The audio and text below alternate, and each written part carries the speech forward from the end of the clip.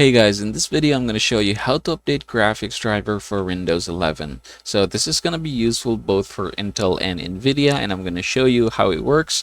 First things first, let's go ahead and open settings, and then we're going to open the device manager here.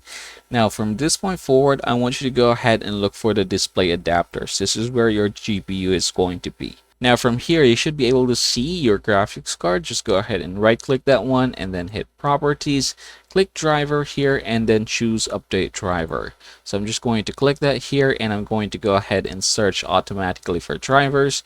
Now if there isn't any update needed, you should be able to see something like this. It says that the best drivers already installed. Just go ahead and close this, close, and then we're gonna head over to the settings once again. We're going to go ahead and look for the update. So from here, you should be able to see an update. Go ahead and try to update your PC. If not, then you go ahead and click check for updates to see even more updates that's coming. So in my case, only one here is needed to be installed. So I can just go ahead and click download and install.